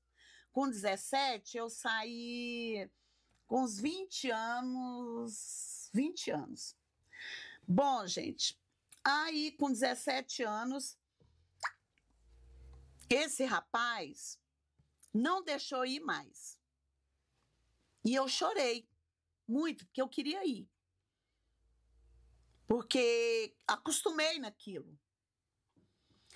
Aí saí, fiquei, acho que foi 7 meses mesmo, foi 7 meses morando com ele.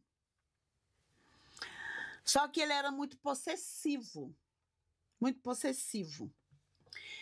E com 7 meses, aí eu estava trabalhando, voltei minha vida normal, né? Só que mesmo sair com ele, eu saía. Eu ainda fazia programa, não de noite, mas agora de dia. Mas tá bom. Fiquei 7 meses, separei, consegui achar meus pais, que eu já não sabia onde moravam mais. Quando eu saí, eu já saí grávida, porque eu tomei a garrafada. Eu tenho meu Prenoteste até hoje. Aí eu tomei uma garrafada, porque eu não engravidava. Ah, mulher, ai, meu pai, agora sim.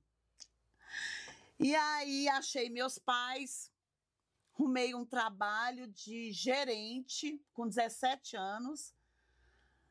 Esse cara que eu tinha morado com ele a primeira vez com 16 anos, ele arrumou uma documentação minha e me arrumou um trabalho para ser gerente de uma discoteca ali na Goiás. E aí, com 17 anos, eu já estava gerente. Descobri a gravidez, fiquei acamada. Minha mãe queria que eu abortasse de toda forma. Falei, não, esse é meu. Esse é meu, não, você vai abortar. E não abortei meu filho. Minha mãe já era acostumada a abortar, ela abortou, não sei se foi de 3 a 5 crianças, minha mãe abortou. Falei, não, esse é meu, eu não vou abortar. Aí foi agora o processo da gravidez.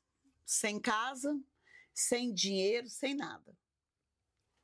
Aí, nesse processo, passei o primeiro mês, acho que eu fiquei uns 3 meses de cama. Eu comia todo mundo, era um cômodo que minha mãe morava, minha mãe, aí ela já tinha meu filho, o filho dela, então minha mãe, meu pai, meu irmão e mais 2 irmãs, 5 pessoas e eu. 5 pessoas num cômodo. E eles fumavam, minha mãe ainda bebia, minha mãe ficava tomando remédio, a mão cheia de remédio para se matar, eu tomava dela, ela me batia. Gente, era uma algazarra, era um inferno. E eu gestante. Aí, quando passou todo o processo do enjoo, tudo, e eles fumavam, não, era insuportável. Aí, passou todo o processo da gravidez, eu fui embora. Aí, voltei para perto do homem, que era o pai da criança, mas não morei com ele. Aí, eu comecei a procurar serviço e ter namoro com ele. Aí, comecei a trabalhar, arrumava todo o serviço que eu arrumava, era para trabalhar, trabalhei numa casa, eu estava com quase 9 meses, aqueles barrigão e trabalhando de doméstica. Depois eu trabalhei, na última, eu estava passando roupa num apartamento e começou as contrações. Eu lembro da minha mãe que minha mãe falava que era só fazer chá de cravo e banhar a barriga. Ô, gente, eu fiz isso. Agora é só sofrer, mas sofrer, mas sofrer. Eu já peguei amizade com a família do primeiro homem que eu fui morar com 16 anos.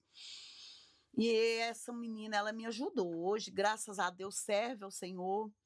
Ela que cuidou de mim.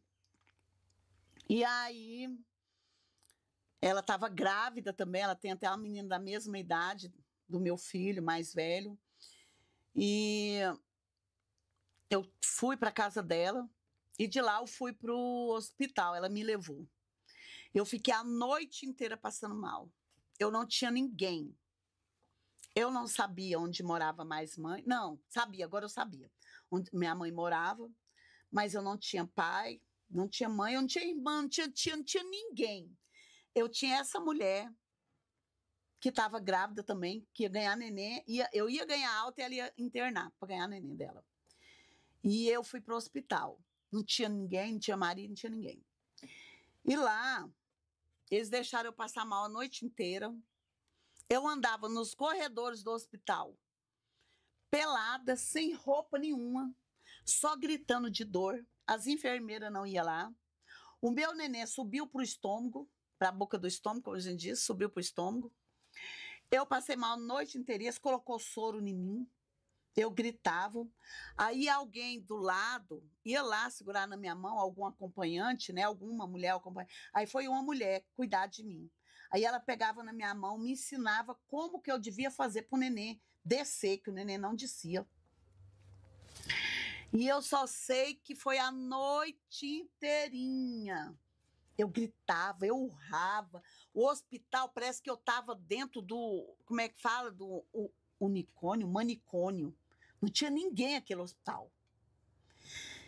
E aí, quando foi 7 horas da manhã, aí começou a aparecer. Aí apareceu enfermeiro e médico. E aí o médico me levou para a sala de parto e não fez cesárea. O diabo, ele queria me matar, eu e meu filho. E aí uma mulher enorme, enfermeira, subiu no meu estômago, empurrou para baixo e o médico puxou o menino.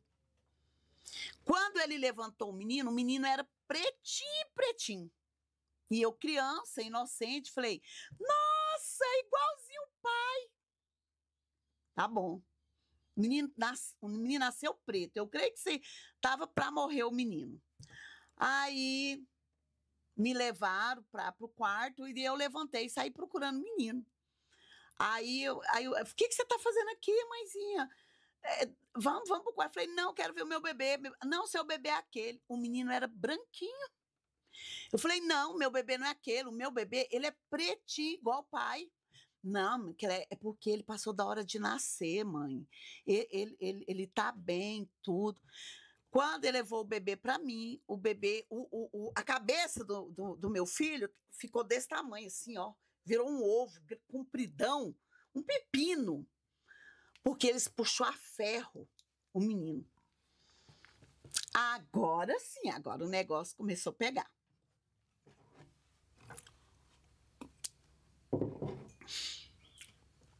Aí, eu lembro que a minha mãe, ela tinha os partos dela, e ela comia, antigamente disso, né? Aquela sopa de galinha com tudo. E quando chegou o prato de comida para mim, era tomate, que ela falava que não podia comer, era repolho, que ela falava que não podia comer. E ela tinha os filhos dela, meu pai fazia tudo, né? E a primeira coisa que eu fiz foi lembrar da minha mãe. Cadê minha mãe? Que aquele prato de sopa, porque aquilo ali ela disse que fazia mal. Comi. Aí a mulher foi, me buscou, minha amiga, me levou para casa dela. Me levou para casa dela. E lá, eu tive que arrumar um trabalho. Aí arrumei um trabalho numa boate à noite como cozinheira. Eu fiz 18 anos, dia 2. Eu sou do dia 1º, mas o meu pai padrasto me registrou para o dia 2. E meu filho nasceu dia 13. Então, com 18 anos que eu fiz, meu filho nasceu. Aí, fui trabalhar no motel à noite. E a minha colega, quando ela me deixou em casa, ela já começou a ter dor de parto. E foi ganhar a bebê dela. Aí ela amamentava meu filho e a bebê dela. Ela morava em 2 cômodos. Ei, gente, o negócio pega. Tinha uma mesa dessa lá e ela pegou um colchão e colocou debaixo da mesa para me dormir toda noite.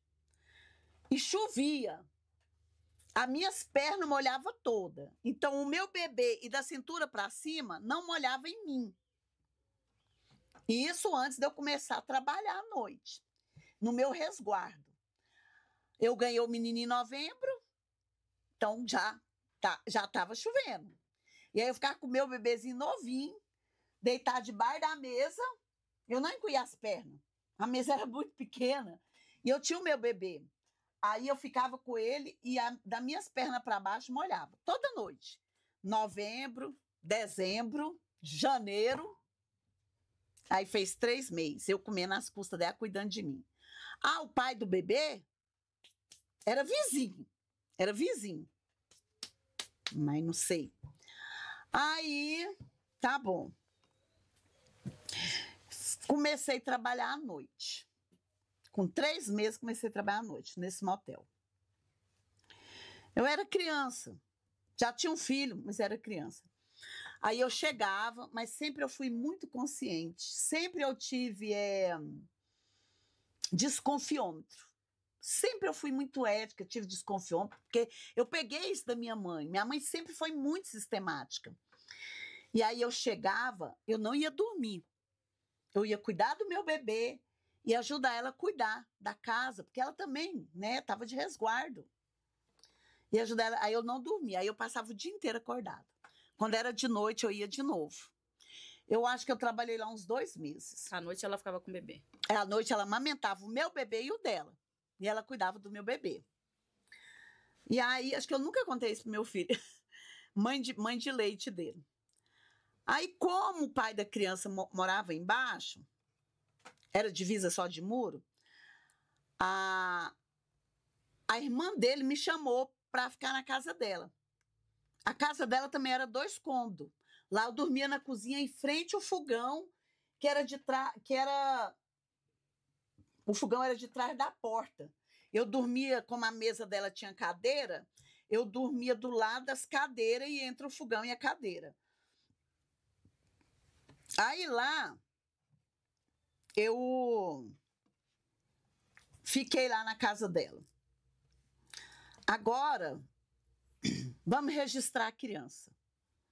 O pai da criança foi comigo. Gente, eu sou uma pessoa. A Bíblia diz que nós temos que ser sim, sim, não, não. O que passar disso é procedência. E hoje o que tem de crente com desculpa, com essas desculpas deslavada, né? Com essas mentirinhas do gasto. Hoje eu até gravei um vídeo, postei no meu canal sobre isso. Essa mentirinha do gasto. Nós temos que ser sim, sim, não, não. Temos que ser firme, temos que ter estrutura, temos que ser forte. Nós não podemos recuar, mas nós temos que ter sensibilidade à voz de Deus. Porque o diabo anda falando muito na cabeça do povo e eles andam achando que é Deus. Então, eu tenho que ter intimidade com Deus, buscar intimidade com Deus para conhecer a voz de Deus. Porque o diabo também anda falando muito na cabeça do povo e o povo anda achando que é Deus. E eu falei, então vamos registrar a criança. Eu trabalhava, o dinheiro meu, levei, fomos. vai ser tal nome. Falei, esse nome. Eu escolhi o nome 2 vezes. Eu escolhi com 5 meses de gravidez, eu escolhi um nome. E com 5 meses, Deus tirou esse nome da minha mente. Falou, não vai ser esse. O nome dele vai ser esse. E Deus me deu o nome do meu filho. Com 5 meses de gravidez. E quando meu filho, com 3 meses, ou com 1 mês, não sei, eu fui lá registrar, porque a gente registra com 1 mês, né? Ou agora não. Nasceu, a gente já pode registrar. Aí fui registrar meu filho. Eu quero tal nome. Falei, não, eu já escolhi o nome e o nome vai ser esse. Então, no registro. Falei, eu registro. E você pagando, né? Eu pagando. E eu, com 18 anos, eu sou firme até hoje. Deus, ele me forjou. Ele falou, se você registrar, chegar em casa, eu te dou uma pisa. Falei, vamos ver. E eu nunca tinha enfrentado. E quando eu estava grávida de 2 meses, eu levei uma pisa dele. Só foi isso, essa pisa que Deus permitiu. As outras vezes, Deus nunca permitiu. E olha, não, tem detalhes, sabe? Que puxou punhal para me matar. Eu não quero falar dele, porque assim, não quero falar mal de ninguém, né? Então, o que acontece? Quando puxou o punhal para me matar, a pessoa caiu, só que eu não tinha noção do espiritual. Hoje eu vejo que o anjo do Senhor chegou na hora e não permitiu. Aí o demônio saiu. Mas então, vamos só, vamos reter só a minha situação mesmo. Aí quando eu cheguei, a irmã dele falou, ó, se você tiver registrado, ele vai te bater. Falei, em mim ele não toca. Pronto, e realmente não tocou. Quando nós somos forjados, nós nos tornamos fortes. Eu lembro que um dia o Senhor falou assim, eu já casado com meus filhos, o Senhor usou a presidência de geração, falou, minha filha, eis que eu te fiz forte. Né?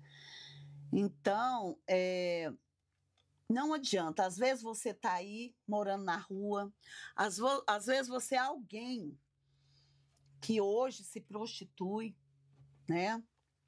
Hoje sua mãe te desamparou. A palavra do Senhor diz assim, ó, quando o teu pai e a tua mãe te desamparam, o Senhor te acolhe. Sabe por que que hoje eu não tenho traumas?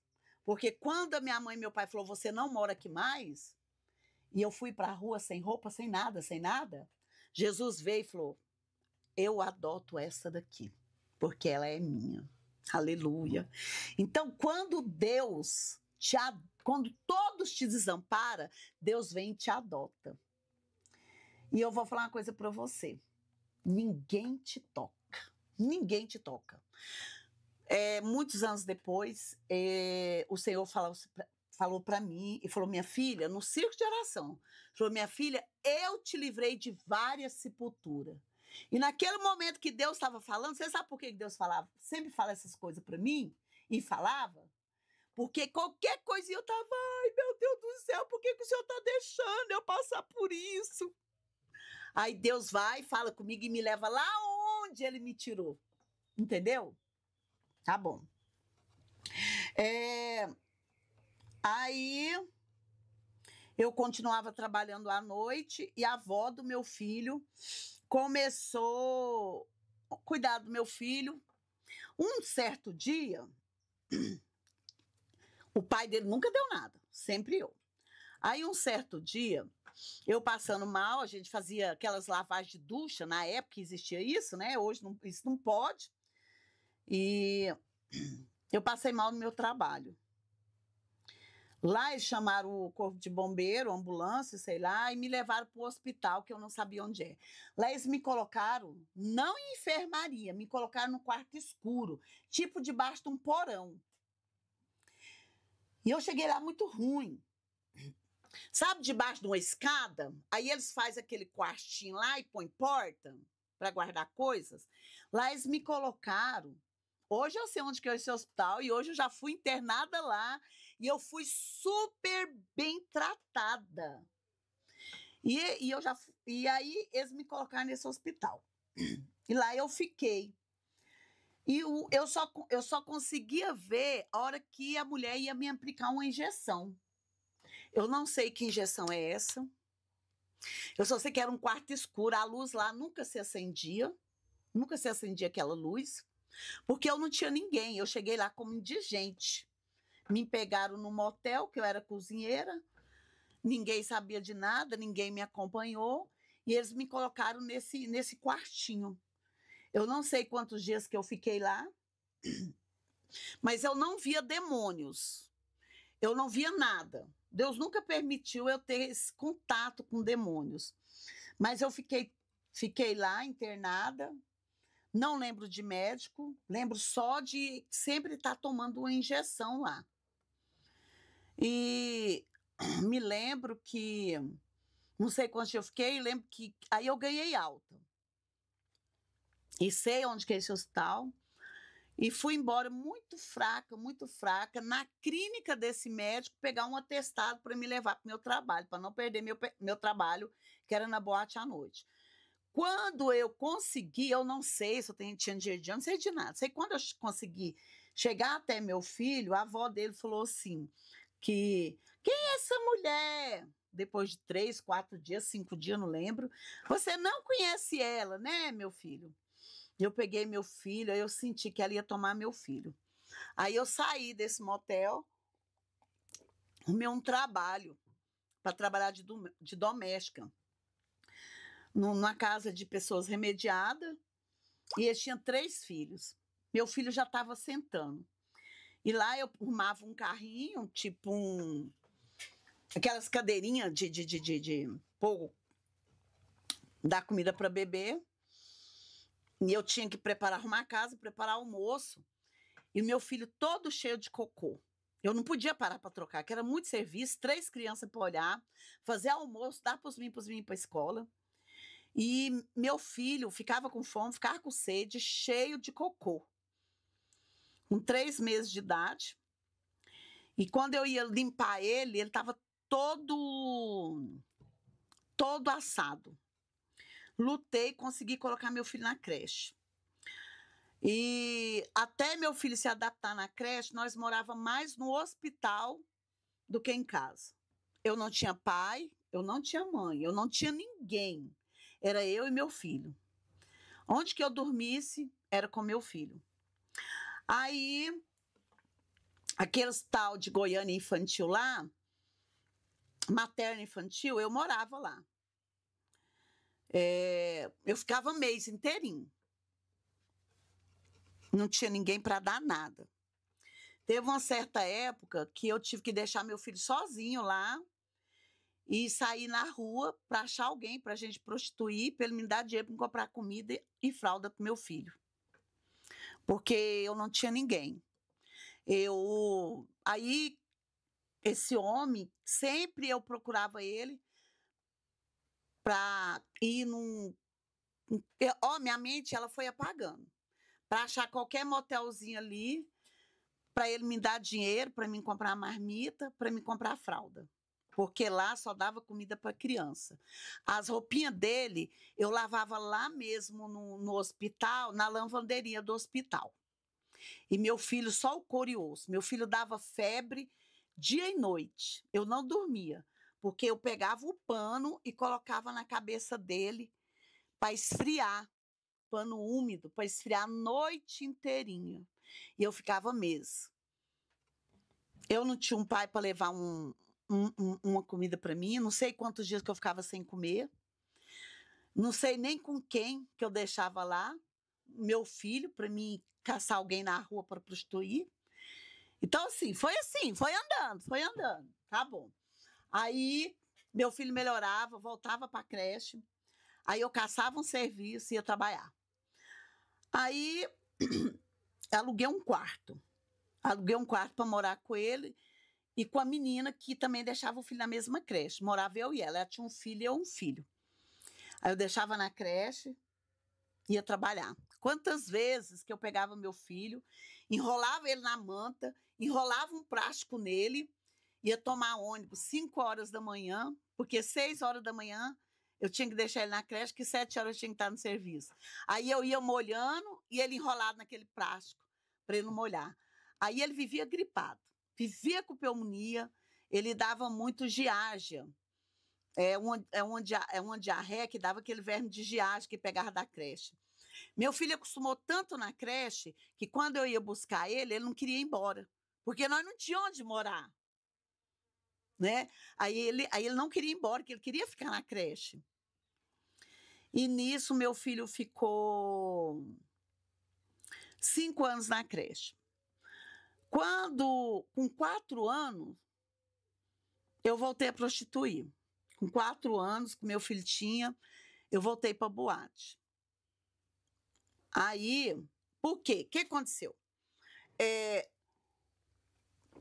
Minha mãe deixou eu voltar a morar na casa dela com meu filho. Eu morei com meu filho lá quando ele estava novinho. E aí, eles moravam naquele um cômodo ainda. Aí, eu fazia mamadeira e antes de apagar a luz. Porque depois que apagasse a luz, não podia acender a luz, que era um cômodo só. Eles me xingavam tudo. Eu comprei um bercinho, aqueles lados que abre, né? E aí eu encostei minha cama no bercinho. Aí eu fazia mamadeira de mingau, colocava no pé do berço. E ele chorava de noite. Aí eu procurava ele, no berço ele não estava. Aí eu enfiava a mão debaixo da cama. Ele estava dormindo debaixo da cama no chão gelado. Porque ele caía do berço. Aí eu conseguia achar ele, puxava ele assim, punha ele em cima do bercinho dele, caçava a mamadeira com a mão, com a outra mão eu achava a boca dele, segurava na boca dele e enfiava a mamadeira gelada, porque eu não podia acender a luz. O dia que eu acendi a luz, meu pai e minha mãe xingavam todinha. Aí aí eu saía para arrumar serviço, para morar fora. Aí depois, ele já estava na creche, já estava com 1 aninho, 2 anos, eles começaram a gostar da criança, mas o ódio de mim era muito grande. Aí ele já mudou para uma casa maior, que tinha 2 quartos, uma cozinha, uma sala, 4 cômodos. E aí os quartos lá, as minhas 2 irmãs que dormiam. E eu pus uma caminha para mim lá. Ai, Jesus, meu Deus, só Deus. Aí, o que acontecia? Ele pegava e...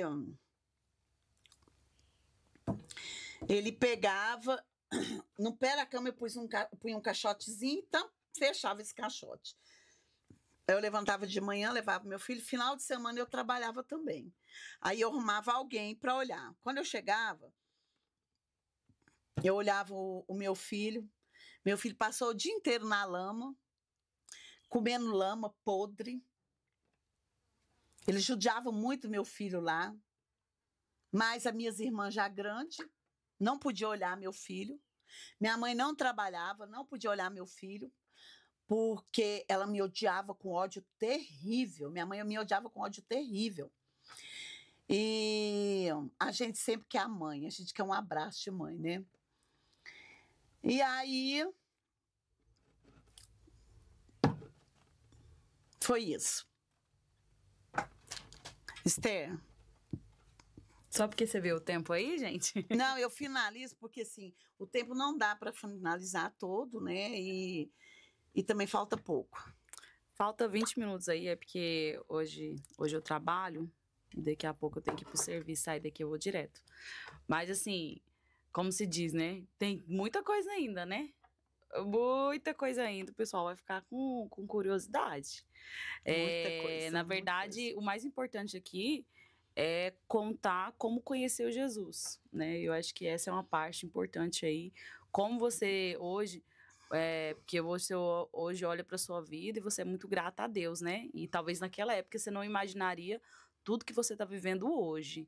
Então, assim, o que aconteceu na sua vida para você viver essa transformação e hoje está numa fase, né, que você pode dizer assim, eu tenho Deus na minha vida, porque hoje eu vivo bem. Olha, para chegar nesse ponto, Esther, é muita água ainda. Aí você decide, né? Se eu conto tudo agora, se eu resumo, ou se eu conto ela depois. Ela foi a primeira pessoa que contou bem detalhadamente, né? Todo mundo vem cá, o testemunho mais longo nosso foi de 2 horas, mas ela fala, e é bom, sabe? Ela vai falando detalhe por detalhe. Aí ele falou isso, aí ela falou Mas eu aquilo. não contei tudo. Não detalhei. Imagina, né? Eu Eu vou ter que resumi. colocar uma censura para maiores de 16 anos. Exatamente, porque assim, na realidade hoje, os jovens de hoje, né, a turma adolescente hoje, eles têm uma ideia, né, de como é bom a rua, como é bom ser livre, como é bom, entendeu? Então isso daí é muito É a sofrido. realidade nua e crua do que é de verdade por trás dos bastidores, né? Exatamente. Então, assim, eu não contei detalhes de tudo que eu passei, porque, assim, é muito tempo. Gente, é 5 anos. 5 anos morando na rua, 5 anos, sem mãe, sem pai, né? Então, assim, o que nem as adolescentes. Ai, vou usar um baseado hoje é normal. Você passa na feira, né? Alguém está usando um baseado, você passa na praça, é normal um baseado hoje. Gente, mas vocês não têm a noção do que você passa. Que nada, é mal lombra, é bom que nada. Então, tem os detalhes das drogas que eu usei. Tem o que eu passei. Então, eu estou resumindo. Né? O detalhe, que lombra que trouxe, aonde que eu fui, com quem que eu andei. Eu andei com ladrão. Eu estava sentado no meu filho, falando, peraí que eu vou roubar aquele cara ali. Vai lá e desce o murro, tapa, dá rasteirão no cara e rouba, entendeu? Eu, assim, se eu for contar detalhes, é tempo, porque é 5 anos. Ah. Então, eu tô aqui pensando se eu faço a parte 2 ou não. Eu acho melhor a parte 2, porque esse processo agora, né, dos que eu volto para a prostituição de novo, porque eu parei de prostituir depois que o meu filho nasceu e fiquei com ele até os não, fiquei um ano. Um ano. Não, um ano não. Fiquei até os 2 anos e meio. Então, como que foi esse processo dessa volta para a mesma boate? Aí vai entrar todo esse processo, o que aconteceu comigo? Depois vai entrar o meu salvador, entendeu? Deus primeiro colocou um salvador carnal. Meu pai? Exatamente. E aí, com 6 meses depois, Jesus veio para mim e para o seu pai. Entendeu? Aí depois disso vem o quê? Todo o processo que nós passamos junto. Então, assim, processo de maravilha que Deus colocou, onde Deus colocou, o que Deus fez com a minha vida. E o processo que nós dois passamos junto, da miséria, da pobreza, que nós vencemos. Vai ter que ter parte 2. Entendeu? Então, isso é muito forte. Ainda é muito bem forte. que ela mora aqui. Que não tem gasto, né? Mas depois eu vou querer pelo menos um chá no próximo. Que é mais fácil para marcar. Igual hoje, eu vou contar aqui o que você aprontou hoje. O que eu fiz? Porque assim, a gente sempre, por mais que minha mãe more aqui, eu tô morando na cidade, às vezes a gente não consegue achar tempo, né, mãe? É verdade. Tem muito tempo. Tem tempo que eu tô querendo. Aí, hoje, era pra gente, nós duas estar no serviço, que eu e minha mãe trabalham junto. Exatamente. Aí eu falei, mãe, hoje tem um evento lá e acho que a gente não precisa estar presente. Não. Acho que a gente não precisa estar presente, porque a gente não bate ponto, né? A gente é terceirizado. Falei assim, mas vamos ficar caladinho, não vamos falar nada. Né? Se alguém chamar a gente vai. Aí o povo tá lá no serviço, a gente tá aqui, não tem trabalhando. Tá trabalhando, não tem aluno, mas a gente é obrigado a estar aqui. Aí minha mãe mandou lá no grupo um áudio. Eu falei, não acredito que ela... Aí quando ela, ai, gente, vem aqui pra casa, que tá uma maravilha. E eu, mãe, por isso que eu falei que não era pra te adicionar no grupo, mãe. Falei pra gente ficar caladinho, você chamando o povo, foi pra casa. Aí todo mundo trabalhando, vai ficar com raiva da gente. A gente em casa, de boa, e eles trabalhando. Gente, a minha ficha caiu depois. Eu falei, ai, gente, que mancada. Só que assim, eu ia falar, gente, vem pra cá, mas era pra trabalhar, né? Eu falei, não posso falar trabalhar, não. Eu falei, foi pior. Eu falei, não, gente, nós vem curtir aqui. Vocês têm uma mãe assim também, que nos grupos... apronta nos grupos do WhatsApp. Gente, eu amo o grupo, amo o grupo. Aí quando é véu, eu dou uma baianada nos grupos. Mas eu já imaginei essa situação, aí na semana passada eu repus algumas horas, né? Foi, Então, você repôs 2 vezes. foi. Então, eu tô em paz. 2,5 períodos você repôs, então tá tranquilo. Mas graças a Deus, gente, ó, aguardo o próximo, porque assim, nós vamos entrar naquela fase onde que Deus.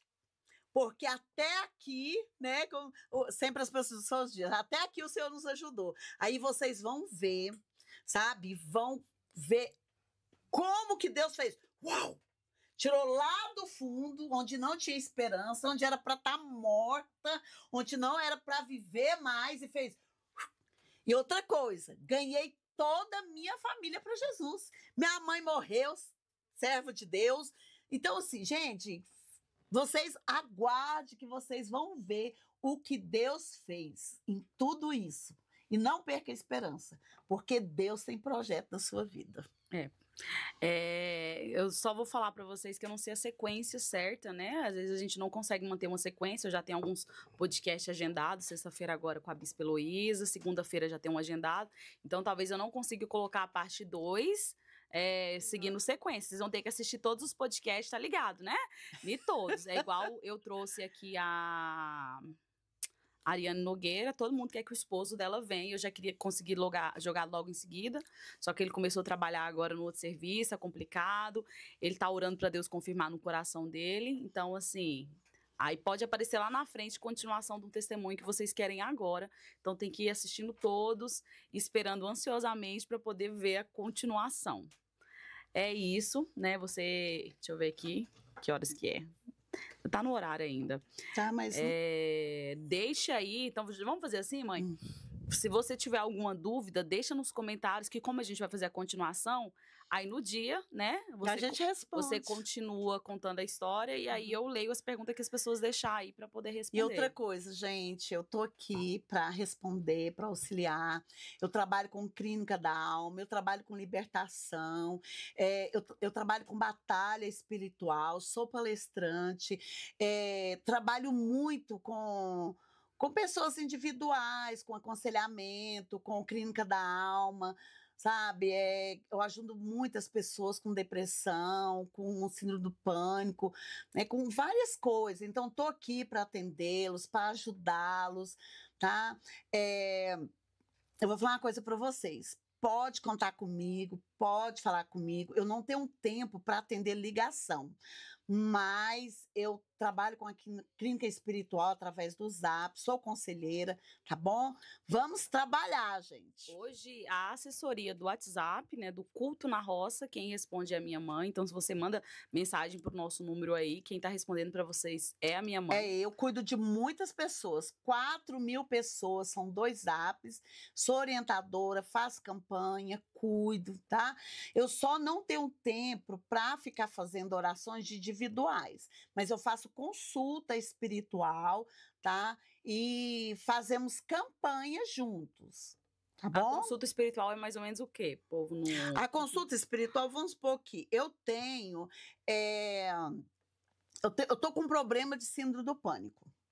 Nós vamos ver a origem disso daí. Como que você adquiriu? Entendeu? Foi alguma palavra lançada? É como você ir no médico, você deu uma diabetes, vai no médico. O médico vai investigar se vem de sua mãe, de seu pai, de qual familiar que vem a diabetes. Então é dessa forma. Aí eu passo uma receita. Qual que é a receita? Eu vou te passar uma campanha de oração. Depois que você terminar a campanha de oração, nós vamos orar junto. Não, eu baixei isso aqui. Aí. Quem é? O papai. Aí nós vamos orar junto. Eu vou fazer a oração e vocês vão repetir. São orações de guerra, são quebras de contrato. São quebras de contrato, tá? Então aí eu vou te ensinar passo a passo. Isso é uma consulta espiritual. Você vai ter acompanhamento. Se você mora perto, vou até na sua casa, a gente faz a consulta pessoalmente. Se você Quer vir aqui na chácara? Vem na chácara, a gente faz a consulta pessoalmente, tá bom? E faço o acompanhamento. Não cobro nada. O senhor, ele não cobrou nada. E sim, ele pagou, né? Então, nós somos servos, estamos aqui para servir. Agora, ligação pelo telefone, eu tenho realmente dificuldade, porque a minha vida é uma correria. Eu cuido de 4.000 pessoas, cuido da chácara e ainda trabalho fora. Coloquei no modo avião. Vai ficar Ótimo. doida aí, agora a gente fala com ele. Gente, é isso aí. Eu acho que já deu umas 2 horas de gravação por hoje. Essa é a primeira parte. Vamos ter que voltar aí com a segunda parte. Deus abençoe a vida de vocês. Minha mãe também hoje ela é responsável. Eu coloquei ela para me ajudar no encontro de vasos do Culto na Roça. Então, Exato. hoje ela assumiu o encontro de vasos. Nós temos todo o último sábado do mês, às 3 horas da tarde, um culto aqui na zona rural de Caldazinha, um culto na roça, um encontro de vasos. É uma bênção, tá na responsabilidade da minha mãe. Gente, é só vitória. Gente, é maravilhoso. O céu desce, a terra sobe. Então, para você que quiser conhecer mais o projeto, a gente vai deixar o número da assessoria aí, tá bom? E Deus abençoe vocês. E não perca aí os nossos próximos podcasts. Dizer mais uma vez, eu preciso lembrar, gente, dia 28 de junho nós estaremos em São Paulo, no Congresso Aviva Mulheres, em Jacareí. Você que é de São Paulo, conhece alguém de São Paulo, avisa, entra lá no nosso Instagram para ver direitinho as informações deste evento, que é gratuito. E eu espero vocês. Deus abençoe. Obrigada, mãe. Amém, eu agradeço a todos. Gente, ó, fica aí com atenção, hein? A segunda parte.